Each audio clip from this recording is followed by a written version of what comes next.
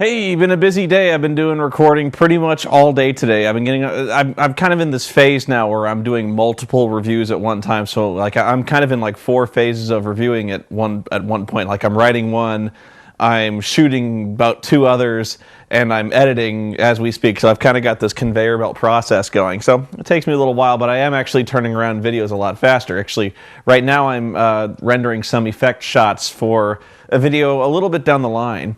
What I'm actually working on now is a video. I really want to try to get this video done by SGC. I want to have something new to debut that people can see. I don't know if they're actually going to, if they're going to be able to clear out like the 15-20 minutes to be able to show this one, but I'll tell you what it is, so you can be excited about it. I think it's Tom Hanks' probably second movie. I think he did one before this, but it's the Tom Hanks movie Mazes and Monsters, which is about the evils of Dungeons and Dragons. And if you people who have been following me for a while would note that I've actually done a written review of this one.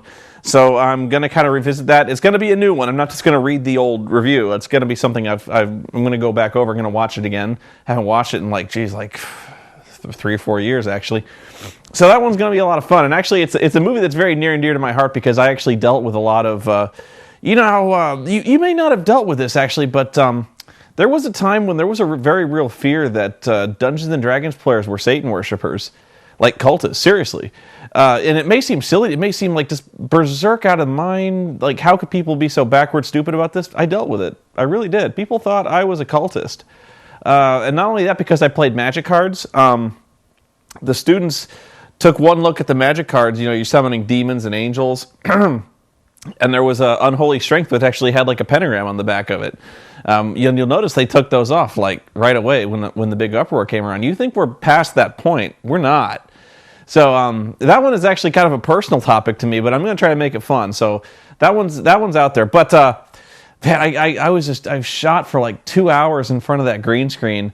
And the situation, I should actually show it to you at some point. But what I've got is I bought a lighting kit specifically to make the green screen look even. It's always been a struggle trying to get that green screen lit evenly. But these lights are really good. They've got a variable dial, which you can turn the intensity of the lights up and down, which is invaluable to me. On the other hand, though, these are 1,000-watt lights, and I've got 3 of them, so that's 3,000 watts, like just dumping down on me. That room gets hot. And every time I go in there, it's like walking into just a sauna, like worse than a sauna. It's probably, jeez. It gets toasty in there, and so every time I walk out, I just have to I am like drenched in sweat when I got there. It doesn't help that every time I get in front of the green screen almost, I'm in costume. So like, I'm dressed like fucking Turl, and Turl has like 3 layers of clothing. That's hot even when you're not in front of tungsten lights. And so I've got to figure out a way to cool that place down. And actually someone was very helpful and sent me a link on ways people have been cooling their studios down. And mainly it involves like, buying a separate air conditioner and using ducting, ductwork to blow air in. The problem is, you just say like, well, move an air conditioner, move a big fucking fan in the room. Well, it works, but that makes a lot of noise. And so when you're trying to get a good sound pickup, when you've got this air conditioner going, or when you got a fan that's blowing wind into the microphone, it's not good. So it's not as easy as it looks doing this review thing, especially when you're doing like silly effects and things like that. So it's things that you may not think of, but when you get in there and all of a sudden you're listening to your footage, you're trying to get this footage out of the way. You've got this problem where you've got this roaring sound, like a 20 decibel roaring sound on your footage. And so it was. I remember actually the Turl thing. I had to re-record Turl for a couple of reasons, but one of the reasons was the air conditioner was on. And I had the microphone pointed like right at the air conditioning vent. I never do that, but I did that this one time. And so when the air conditioner kicked on, it was like, really? And so you just heard the air conditioner. That's why you have directional microphones, so you point them away from the vent. Anyway, that's kind of what I've been doing now. And I thought this was as good a time as any to discuss kind of my, I've had like a week basically to decompress from E3. And give my final thoughts on things I missed and, kind of behind the scenes and maybe an explanation, maybe a little bit of an apology for some of the things you saw. The first thing, a complaint that I've had that I kind of want to tell people to shut up, but at the same time they're kind of right, is I didn't cover that many things. I probably covered like 15 to 18 things. That is probably my fault because Well, you don't actually have as much time there as you think, because it takes a lot of time to get from one place to another. E3 is huge. So if you're looking for specific things, odds are they're in different halls, and it's a long way. So, plus you got to budget in time to eat and try to get some water in you. And so that was actually kind of a real struggle, was hydration, keeping alive, because it was hot in there. They did not do a very good job of cooling that thing, although there was several thousand geeks in there who were heating the place up. So I tend to get kind of overheated quickly anyway, and it was really hot. But the first day, you could probably see it on my face the first day. We made a mistake, I think this was probably my idea. Was we got this hotel that was really close to the LA Convention Center. I think MapQuest said it was like 0.7 miles or something, 0.8 miles. And that's nothing, man. I used to walk that all the time on campus. But I didn't used to walk it carrying probably 55 to 60 pounds of equipment on my back. And for some reason, I thought this was a good idea. I got this great camera bag. In fact, it's an awesome camera bag, and it really does a good job distributing the weight evenly. But at the same time, I'm not that athletic a dude. So I had my camera, I had all my microphones, I had like 3 sets of cables, I had batteries, I had a tripod, which I'll get to, and I had my laptop. And my laptop is fucking heavy. I never understood how heavy that thing is, but that thing is a beast.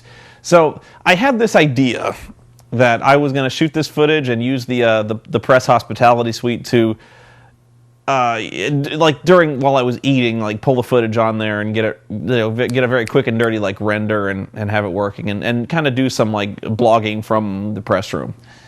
And I remember, first off, that wasn't 0.7 miles to get to the convention center, at least not as the Wolf runs. So I'm carrying this shit around in the heat. It's heavy, and it's not 0.7 miles. It was more like 1.5. So it was about twice as much, and it was boiling out there. So by the time we actually got there, I was already kind of wrecked. It was kind of funny. Second thing that happened was that first shot of the day, I'm getting ready to do my big introduction. I'm kind of fired. I'm psyching myself. I'm getting fired up about it. I had this plan, okay?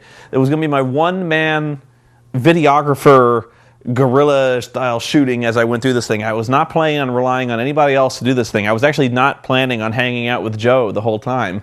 Not that there's a problem with Joe. It was just like, it was just like I had this plan. Where I was gonna I had this pack that I could throw down on the ground. I could unzip it, get my camera out, get my tripod out, bam, set it up in front of me. I had my microphone and I had a remote control. I was gonna set the tripod like I'm doing now, but I had this mobile, so I had this thing where I just throw the tripod down, put my camera on it. Here we go. I even rehearsed this before I left. So I had this idea. I was like, I want to do this quickly. I want to do it efficiently. And I want to be able to just at a moment's notice, be like, rolling, So I had it down. So I'm ready. I'm kind of trying to impress these guys. So I'm like, hey guys, watch this. And so I'm like, I take out my tripod. It's broken. There's like a lever that helps stabilize it that keeps it from rolling from one side to the other. It is broken off, and there's no way to fix it. It's gone. So the head's like lateral movement is completely there's no tension to it. It's completely loose, and so my camera is so expensive. Like I even tried putting Joe's, and Joe's is like a quarter the size of mine. And as soon as we put it on there, it went crack, and the tripod just like tipped. So like I'm not putting my tripod on the thing. The only way I think I could have fixed it is if I'd actually brought a roll of gaffer's tape and like taped it into a solid mass and somehow like put it on there. That's actually why you have gaffer's tape, but I didn't bring any. So my tripod is fucked. So now I got to go handheld the entire time, and I can't hold it out at arm's length because can you imagine me at E3 holding this?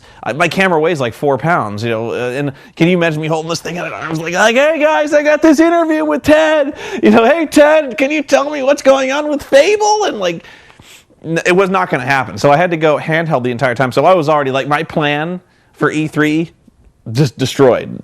So, and I think there was something wrong with Joe's tripod. Either he forgot it or it was broken as well. But so we had to do this thing where we were kind of both doing the work of one reporter. So like, I would follow him around and I would, whenever he had an interview, I kind of had to hold the camera for him, which was kind of silly because had he told me that he didn't have any way to do it, I actually had like a tabletop tripod that's a much shorter one, but it's big so it can hold my camera. So I was like, we can put it on the table. But so he had the camera for me, and I had the camera for him, and so we were kind of at each other's mercy. Like if we kind of had to like, it was kind of a quid pro quo. So like he shot for me, I shot for him, and so we were kind of following each other around doing this thing. And so there's actually very few shots of us playing competitively at anything or doing demos. Like there's actually very few shots of me playing games. I played a lot of them, but I couldn't hold a camera out at arm's length and play the game. It didn't work. We actually had to find somebody to do the Marvel vs. Capcom thing.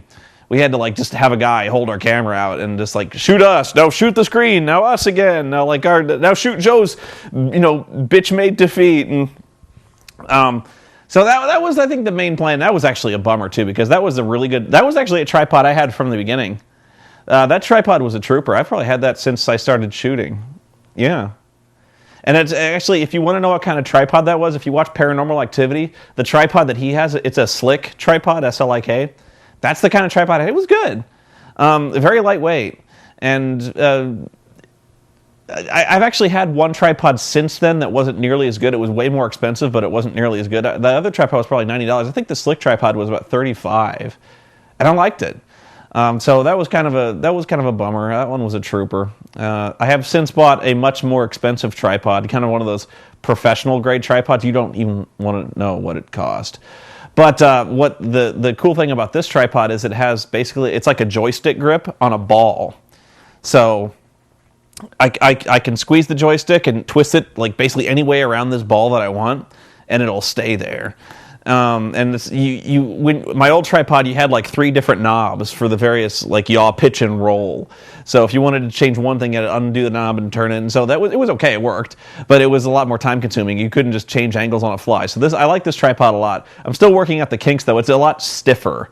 It's not meant to move unless you really, really want it to move. Tripods actually, they're not as stable as you might think. Like a cheap tripod will rock, especially like if you have it fully deployed, like all the legs extended. It's kind of surprising how much wobble you get on a tripod, which makes effect shots kind of nightmarish.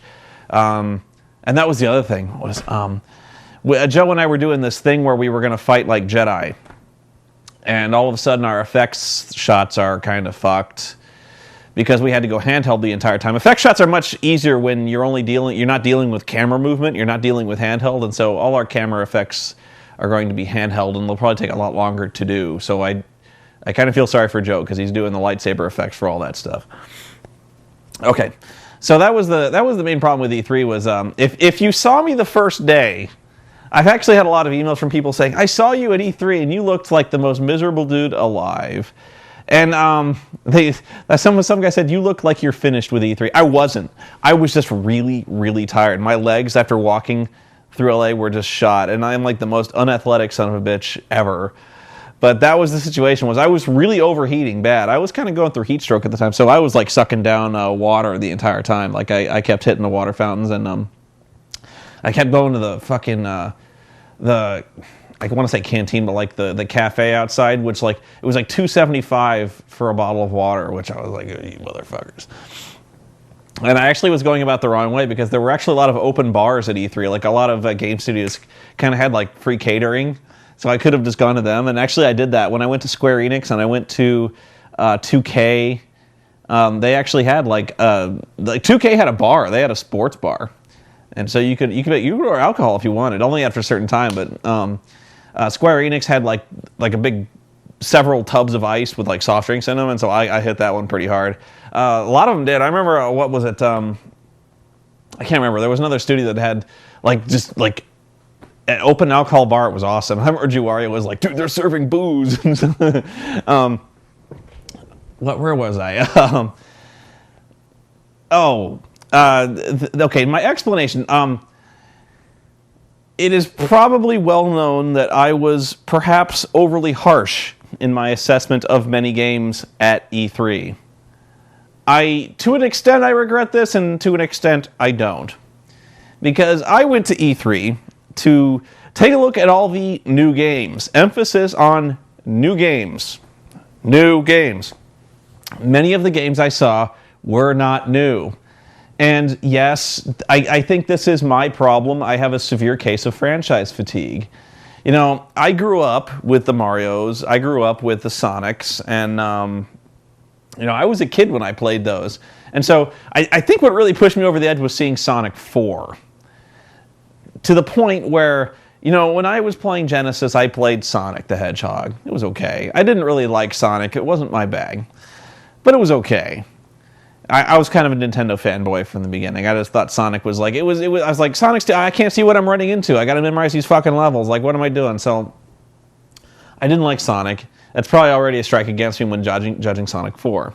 But it was offensive to me when I saw Sonic 4, and it was virtually, I hesitate even say virtually, it's like almost identical to Sonic the Hedgehog 1. And that blew my mind. I was like, how do you get away with that? What is Sonic doing? Or what is Sega doing? Like, how do you, let me put it this way. I've actually gotten a lot of hate for this, where I'm like, you know, how can you hate on, like, Sonic is awesome. You know, Sonic 1 was a masterpiece. How can you hate on something that is, like, if it's the same thing as Sonic 1, it by definition is also a masterpiece because it's the same thing. And I'm like, so, like, here's how I can hate on that. If I started 20 years ago and I wrote a book, or I did my Bayou Billy thing, and 20 years later I release Bayou Billy, but I do it in HD, you'd be like, you did this. It was good, but you're telling me you haven't done anything new in like 18 to 20 years? Like, you've done the same thing, only you've made it high def. Yeah. And that's kind of Sonic to me, was like, you know, I unfairly chalked up Sonic to never evolving. It has evolved. In fact, actually, its problem is that it's evolved into shit. Like, I remember seeing Sean Faust, the Epic Fail guy. He was doing this live stream of, I think it was Sonic 3. You know, you got this Shadow the Hedgehog, Silver the Hedgehog. You got all these side characters. They've tried to make it hip and interesting. It's you remember that Simpsons where they kind of had that skateboarding bear or whatever it was? You know, it was basically that desperate, where they were adding these hip and then grim and gritty realistic characters like Shadow and stuff like that. You know, basically like every cliched thing you can do to try to like do CPR on a long dead franchise, trying to like zombify this franchise and make it current and relevant, and it just wasn't working, you know. So you know, when Sonic went to 3D, the camera was bad, the controls were bad. I don't think they ever managed to really translate Sonic into 3D such that it controlled worth a crap, such that the story was at all interesting. And so I really think they hit a desperation point when, you know, the fan backlash against like Sonic 3 and I can't even remember all these games, but like you know, I think the fan backlash was such where they were just like, fucking, what are you fucking doing to Sonic? Like, just do it. Do what Sonic does well and like make it a fucking side scroller. Like he did, that was good. So I think they listened to the fans and they're like, yeah, the side scrollers are pretty good. Let's do that. And so I think they kind of went back to basics, and they tried to do that. But it's just the lack of innovation, the lack of imagination stuns me. And I don't think there's much more to say to it than that. And that ties into my frustrations with The Legend of Zelda. Another thing I got a lot of hate for bagging on, where I said, you know, this has never changed. It's basically the same game as, like, you know, Majora's Mask and the other one, the N64. I can't remember the name. Ocarina of Time. You know, very few variations. Like, you know, in one you've got the ocarina, in another one you've got the masks, and not a whole lot of change here. You know, it's like you can people have, by the way, pointed out to me the variations in the games, but it's all just like very minor variations on the same theme. And I think I figured it out, because I've never said that the that the Zelda games were bad. I've just said that it's never changed. Like, not really. And I think even diehard Zelda fans have to agree that it hasn't really changed. And that's okay. You know, people say, like, you know, I pick up a Zelda game. I want to get this thing where I'm running around a dungeon. I'm using the hook shot. I'm using the boomerang. I'm stabbing things with my fucking sword. I'm not really in this, like, that's part of the fun of Zelda, is that it's reliable. It's consistent. Then, okay, I can buy that. I think where this comes down to is not only franchise fatigue, but also kind of a disconnect between what kind of gamer like they are and what kind of gamer I am. So I think I've kind of gotten to this point where gameplay is good, but I'm kind of in a game now to experience a story. You know, I think we've gotten to this point where games have almost moved beyond just the very simplistic, it's-a me, Mario, oh look, Princess Peach is kidnapped, let's go save her. You know, back in the arcade days, that was the only kind of story you could afford. You know, back in the NES days, there wasn't a whole lot of development. Maybe I'm spoiled on this, but, you know, it doesn't really interest me when there's another Mario game about Bowser kidnapping Princess Peach again, and you have to go save her again by collecting stars. Zelda, you know, how many times can we go through this iteration, you know, where, like, you know, you're just telling me the same story over and over and over again, where, you know, this big motherfucker named Ganon enslaves the land, kidnaps a blonde, and this dude in a green hat has to go save her. You know, it sounds jaded and cynical, and it is, but maybe it's not an unearned degree of jadedness, where, you know, you don't even, like, there's no plot to a Zelda game anymore. There's almost, I don't know why they bother. Really, you know, they do this thing where a fucking flea hops up and tells you where to go and what to do. Like, what? Who cares? It's the same story. You don't even need to have the text screens. Like, I could fill them in on my own. I've played this game so much. So, you know, the story just doesn't interest me. I really wish they'd kind of do something new. And, you know, one guy kept asking me, like, harassing my Twitter. He's like, well, what would you do? You know, oh, wise master, what would you do to save Zelda? And I didn't answer because I was like, well, that's not my job. That's not my problem. You know, that's like, if you want me to save the Zelda franchise, no, Nintendo, send me a check and I'll write you a Zelda game. But, you know, this is like, I'm not going to do this for free, but here, okay, you want me to save Zelda? Here we go. Write a new story. Have Zelda become kind of a role-playing type game where you have choices, you have ethical decisions. You know, I'm all about that kind of, but, you know, there's nothing wrong with that.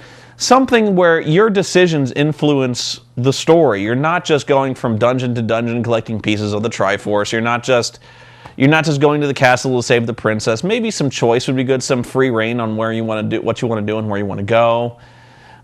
This is not complicated stuff, you know, like just break the mold a little bit. Maybe I haven't really stunned you with this innovation, but, you know, Zelda is not the kind of story that is impossible to flesh out.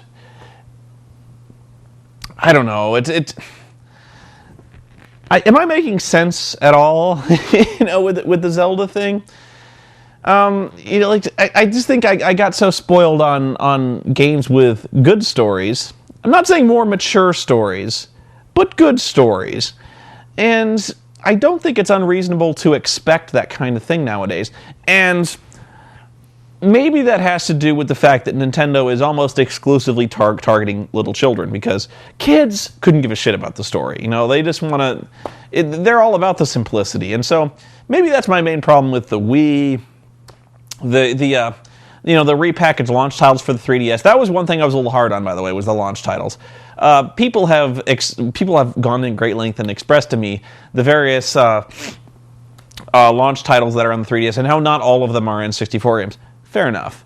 I'll give you that. Although Pilot Wings, I kind of have doubts about Pilot Wings. That game was balls hard even on the best of days. Like playing that on the 3DS, whatever. Maybe it's just kind of a generational gap. You might have to chalk it up to that. You know, I'm trying to understand it myself, where, you know, I kind of took a look back at how I was ragging on Zelda, Sonic, and Mario, and saying, like, you know, maybe it is unreasonable for me to look at Mario and be like, I need more story to Mario.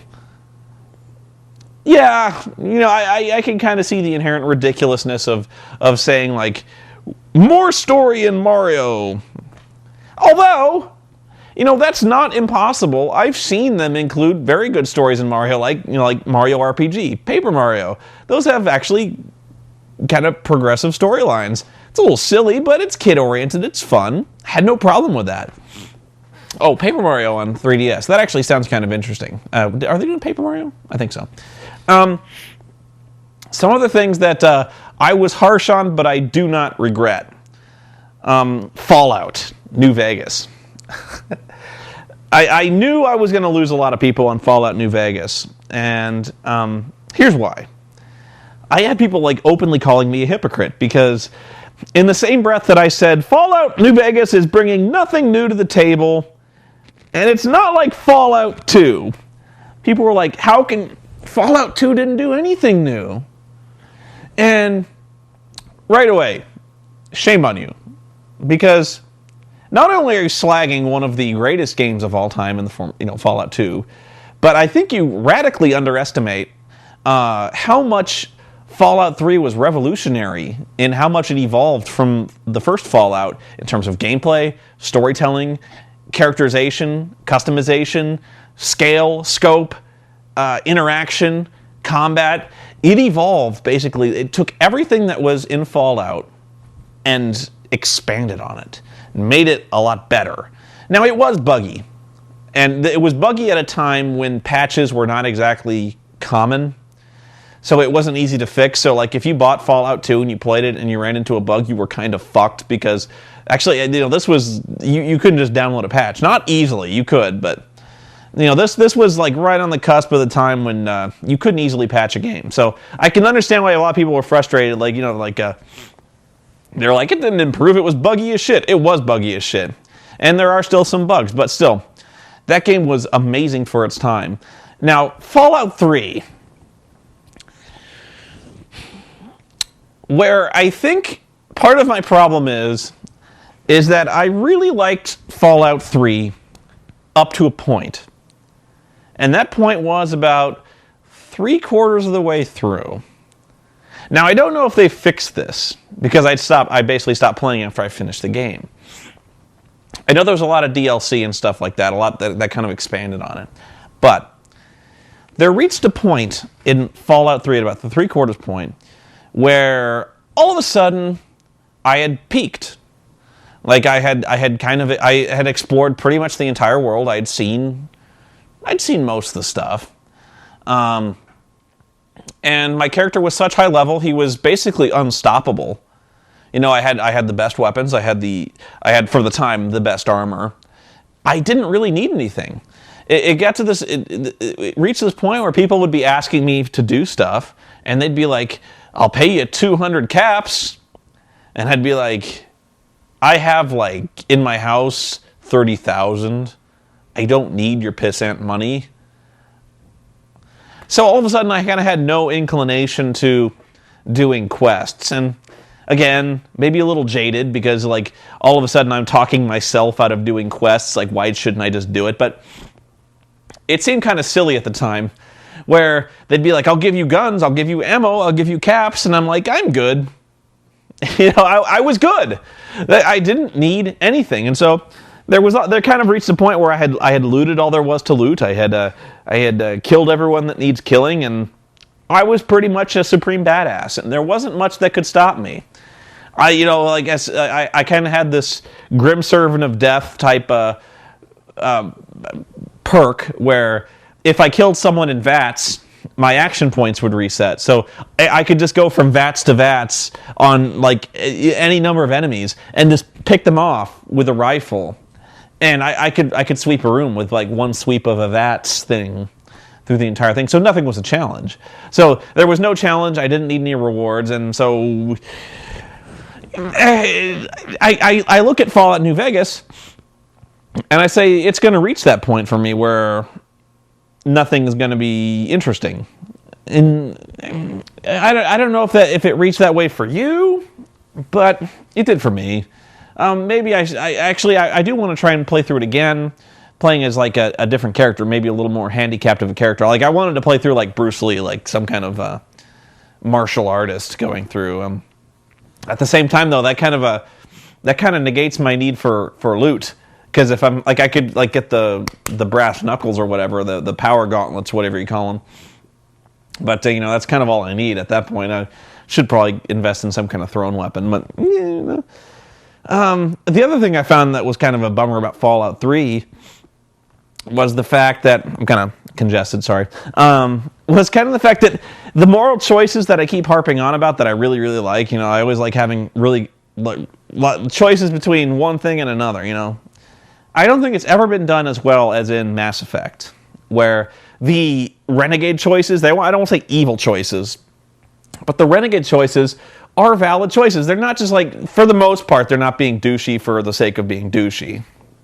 But in Fallout 3, your choice was either like the goody-goodiest path you could possibly take, or like the most asshole fucking genocidal, homicidal, maniac ever. For instance, the nuking of Megaton. This guy walks up to you and he says like, I'll pay you $100 to set off a nuclear bomb and kill everyone in this podunk town. And you can either be like, what? No! Or, okay. Or like, make it 150 and we'll do it. Who would do that? Like it was just like, it was like choices like that you kind of wanted to play a villain or maybe kind of a selfish prick or something like that. But there was even kind of a line where, the evil choices were just like, there was selfish and evil, and then there was just like walking away from a mushroom cloud going,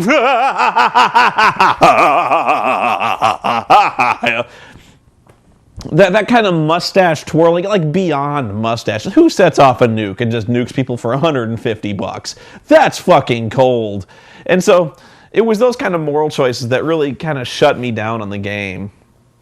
Although I do find it funny that I remember when I complained about not being able to send the ghoul or the robot in to disable the at the end of the game, not being able to send the ghoul or robot in to withstand the radiation.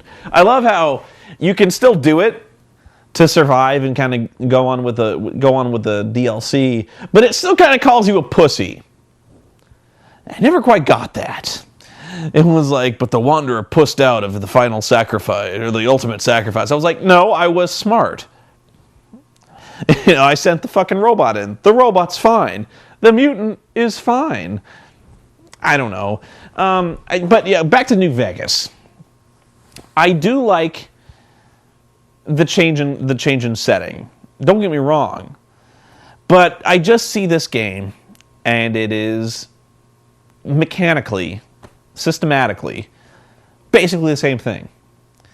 And so, where it was frustrating was Joe was playing this game, and he was really trying to pull details out. He was trying to milk this guy for information, and he was just like, he looked at me, and he could see I was frustrated because I was asking him like, what's new in this game? And he's like, well, the setting and the missions are different. And he's like, yeah, but like, what could I, like, is there any kind of innovation? Like, what is the wow factor for this game? Like, what could I point to and say, like, this is new, this is fresh?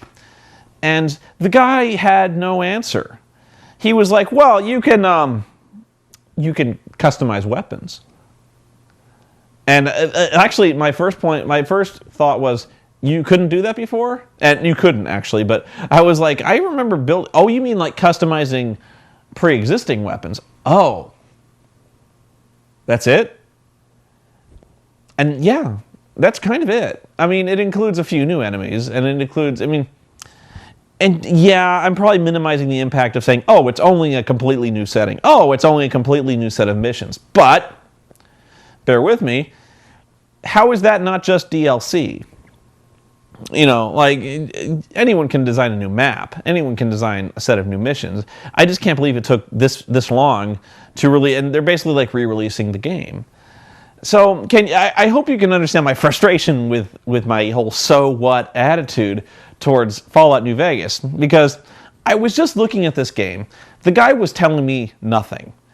Like, nothing new. He was like, oh, you can customize weapons. Okay. There's a few new monsters. There's a few new weapons. Okay.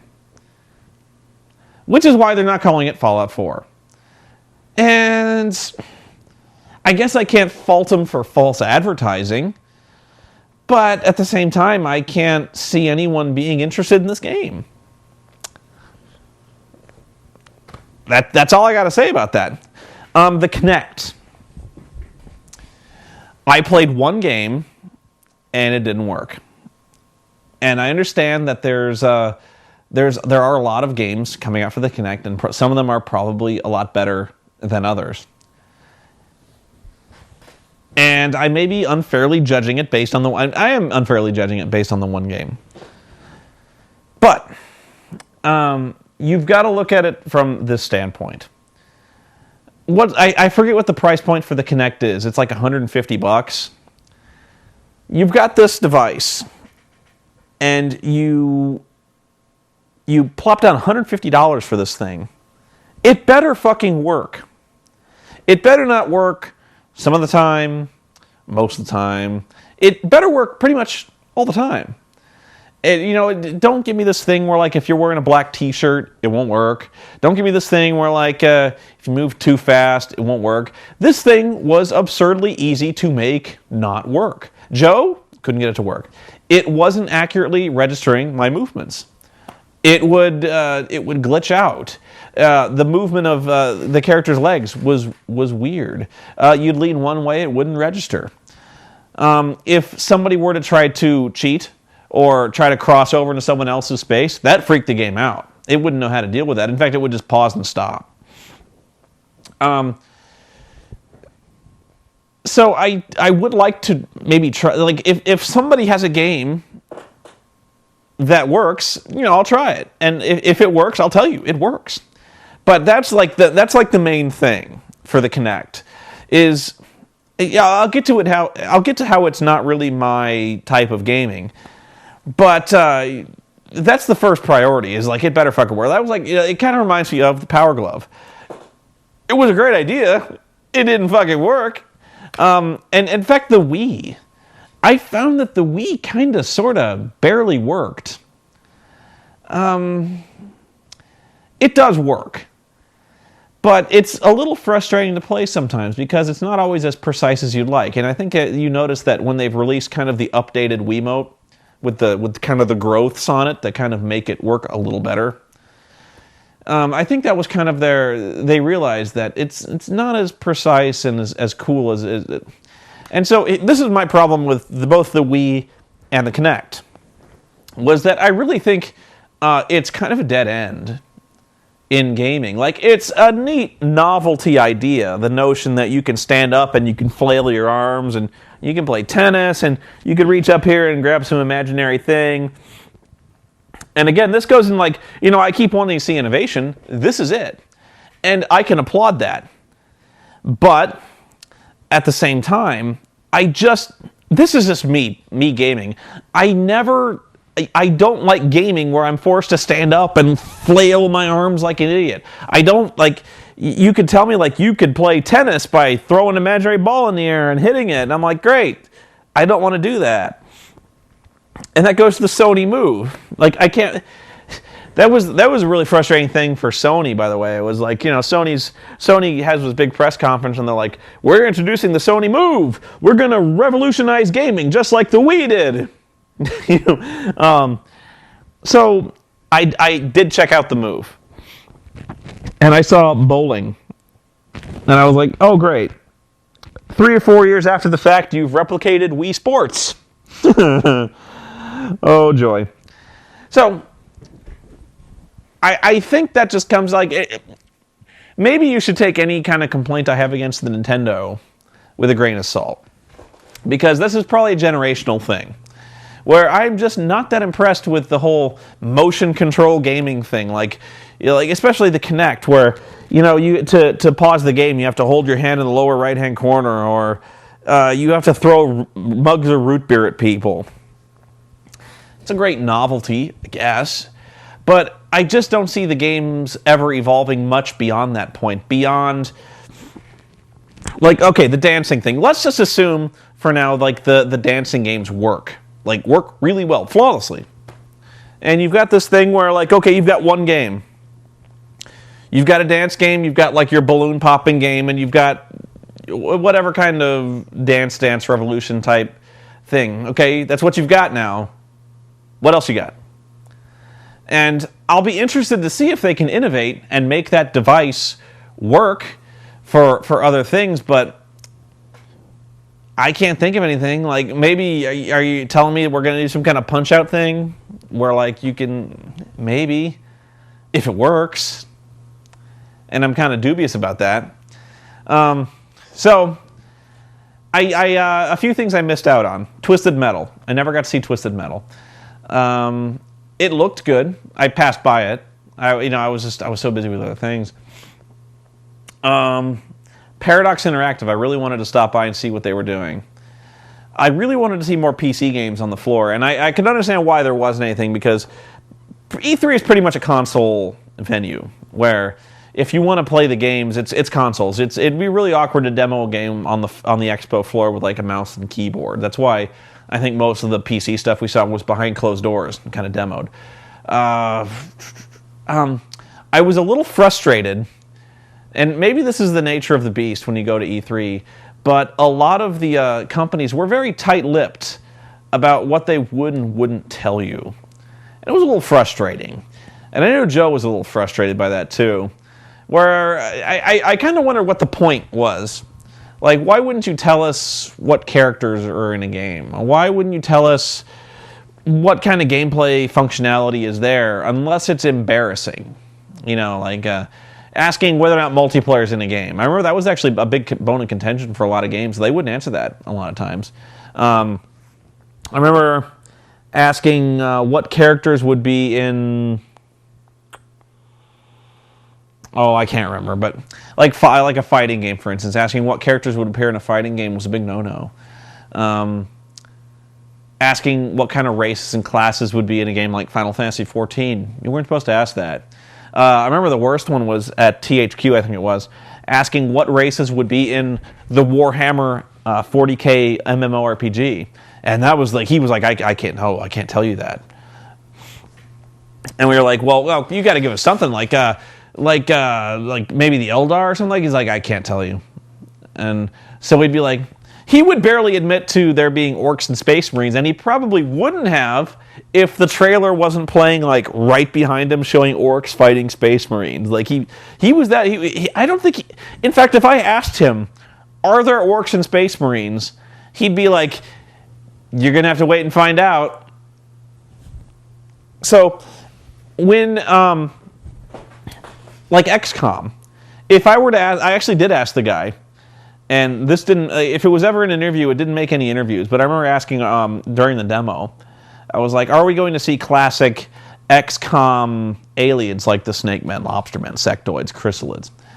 And he's like, I can't answer that now, you'll just have to wait and see. And he's like, but we're trying to stay true to the regular XCOM, make it recognizable to fans, and I think you'll be very impressed. And so that was actually why I was kind of I was frustrated with XCOM. I was like, yeah, we probably will see a few traditional XCOM enemies, you know, in the form of like sectoids or like probably chrysalids. I imagine you'll see those turning people into zombies and stuff like that. If the chrysalids haven't been replaced with those fucking blob things. Leading me to XCOM. I do not regret slamming XCOM and calling full-on official betrayal against XCOM. Maybe I shouldn't have shrieked it like I did on the expo floor, but it is. They've taken perhaps the greatest strategy game on the PC of all time, and they have completely bastardized it. They've made it unrecognizable. And I don't know why. Actually, I asked that was pretty much the first question Joe and I had was like, why? Why did you do this? Why? Oh, why? And they were like, well, we do shooters and we do them well. And I was like, okay. Why did you fuck up XCOM? I didn't say that. I should have said that if I wanted to get kicked out. But, this is where I fall into the camp of the guys who, had they just re-released XCOM in high def, I would have been like, perfection. Hypocrite. Right here. Because I've actually wondered this whole time why they have never actually done just an update of the regular XCOM. Like, just a really good graphics, an update of the engine, correct a few flaws here and there, like fine-tune the soldiers. Like, one thing in XCOM I always liked, I mean, I love XCOM, don't get me wrong, but the one thing I always had a problem with was these futuristic soldiers never had night vision goggles. That pissed me off. That always frustrated me, like, I'm having to throw fucking flares. Like, I don't want to throw flares, I want my night vision, pew! Like Splinter Cell. But that was one of those games where they were like, what did you want? Like the people on Twitter, especially I was fighting with people on Twitter, they were like, well, what do you want? Like, you bitched about fucking Sonic being the same. Would you have rather they just re-released XCOM just the same, only like better graphics? Like, yes, I would. Anything but the first-person shooter. What the fuck are you doing to me? So, yeah, maybe I'm a little exposed on that one. But at the same time, it's been so long since we've played a good XCOM game, maybe it's time for like just a return to rationality on that one. And I'm not saying it should be exactly the same. Like, you can innovate with XCOM. This would not be hard to take the framework of XCOM, evolve it, keep the structure the same. Evolve it to where, the base control aspect of it is evolved. Take it so your soldiers on the field have more choices for equipment, more choices for, more categories, more types of skills, more weapons, more armor, more research possibilities. Like expand the hell out of this thing. Keep the framework the same, but just make it swell with choices, And they tried to do this thing where they went real time with XCOM, and I was like, no. Just like do this thing, like take the core values and just make more. Make more enemies. Have the ability to control characters in formation or squads or something like that. This would not be hard. If you follow what I'm saying, is like this would not be hard to take XCOM and just make it grow. But at the same time, staying very true to it. Like, I would love to control a team of like 20 programmers and just outline all the stuff I would do to make XCOM stay true to XCOM, but make it for the year 2000, and it seems so easy to me, so logical, so sensible, that when they fuck up on this scale, when they look at XCOM and they go, you know what this needs?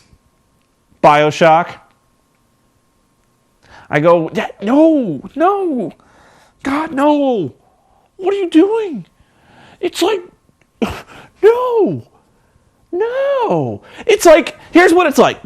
If you took Civilization and you made it a shooter, that's what it's like. You're like, when would you, why, how?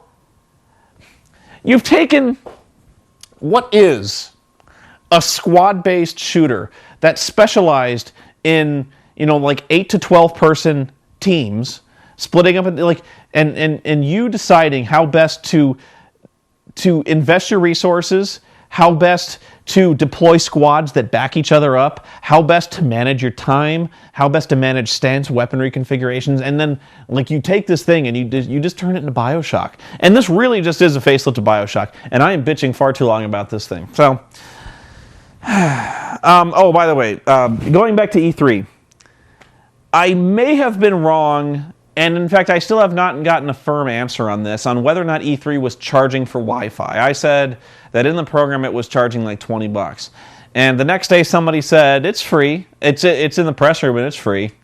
And they were like, you have to know like it's the password and the username. So I tried it and it didn't work. So, I don't know.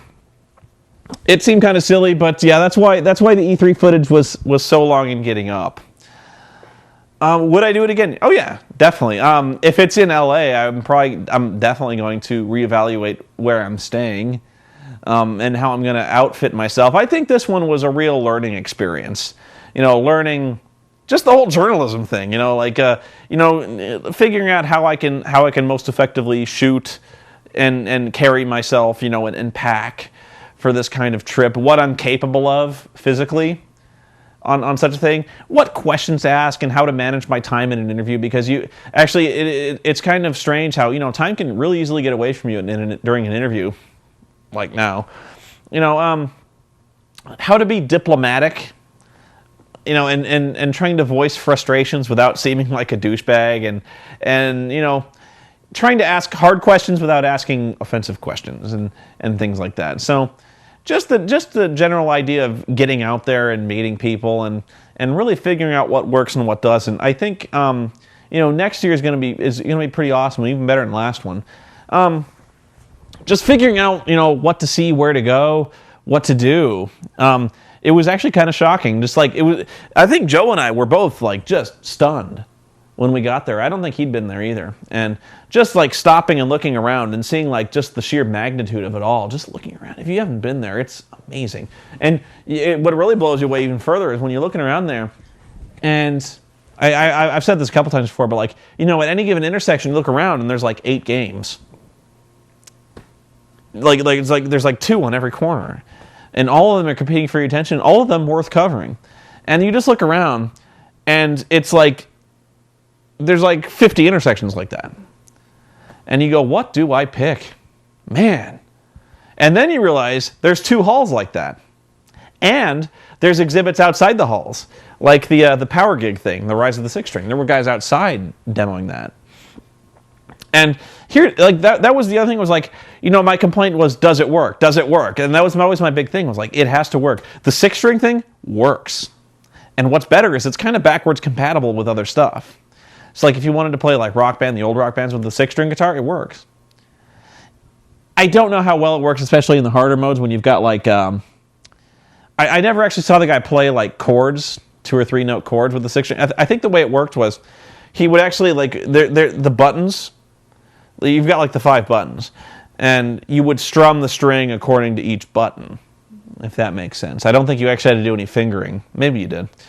But I think that's how it worked. But yeah, that was really impressive. I'm going on really long about this one. So I think in summary, when I'm talking about beloved franchises like Mario, Sonic, and Zelda, maybe I'm just old. I think I am old. Where, those games are kind of they're for kids. And so...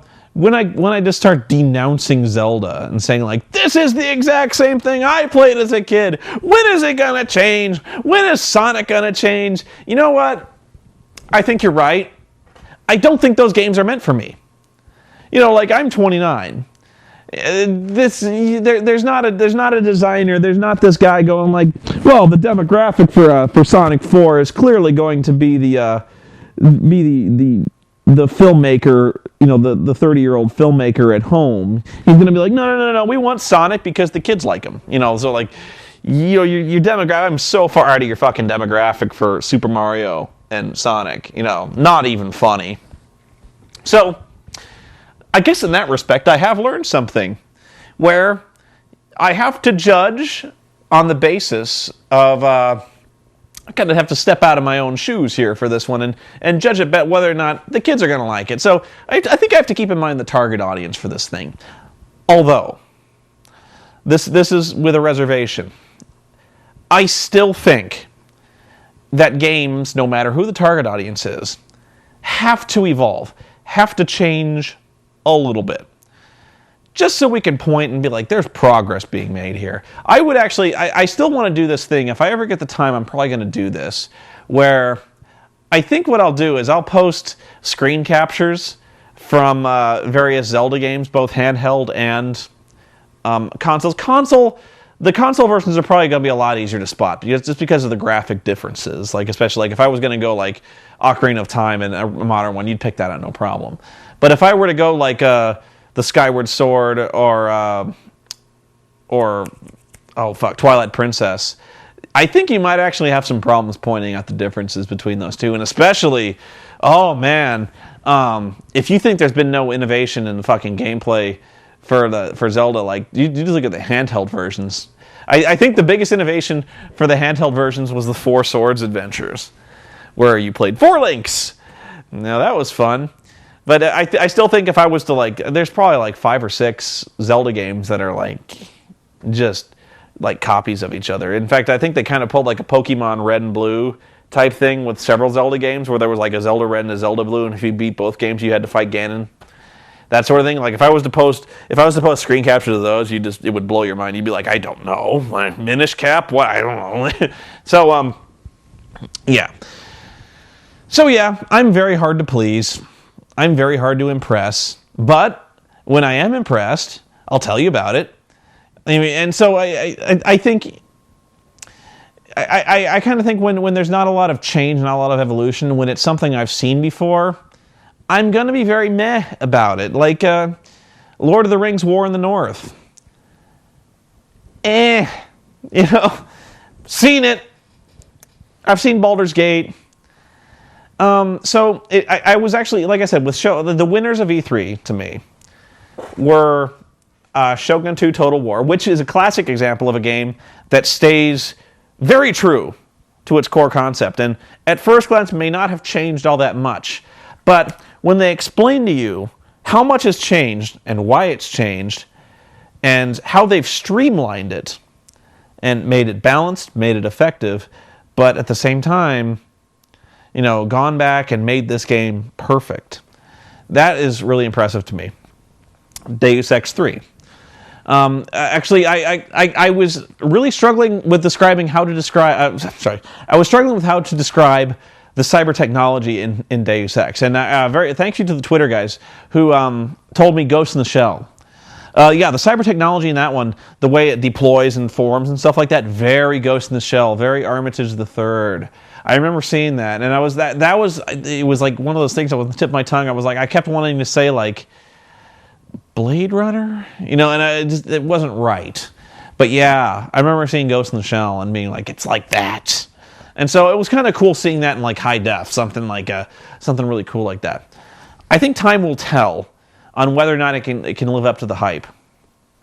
What was the game I know. One game I'm backing down on that I was too hard on, was Pirates of the Caribbean Armada of the Damned. I chalked that up as a God of War ripoff. That wasn't fair. Actually, the more I think about that one, the more I'm looking forward to it, just because, and here's where this goes into what type of gamer I am, the story looks really interesting. And that says a lot. When a story can hook me as well as it does, like Alpha Protocol. I'm playing Alpha Protocol. The game is okay. It's a little less than okay. But the story is really interesting. At least it is to me. And so that makes up for a lot. So, Pirates of the Caribbean, from what I saw, looked pretty good. I'd like to see how it plays out because, maybe I'm alone on this one, but I actually really liked the Pirates of the Caribbean movies just because I thought it told it in a funny way, but also a very interesting way. Like, it created this whole cosmos that was like, it kind of played it a little seriously, like it took these kind of radical pirate stories, these pirate myths, and really everyone was kind of goofy, or everyone was kind of straight-laced except Jack Sparrow. He was the kind of the goofy character who was kind of like, he was that part of that world that was kind of being injected to Orlando Bloom's boring life. Nobody had really dealt with this goofy pirate shit except Jack, so being injected into that world seems kind of interesting. Now, I didn't like At World's End. One thing I remember, I might have said this before, at the end of the second movie, when all of a sudden Elizabeth kind of turns heel and chains Jack to the mast to leave him to die so she can get away. I was like, that was actually a real turning point in that series. I was like, whoa, that was really dark.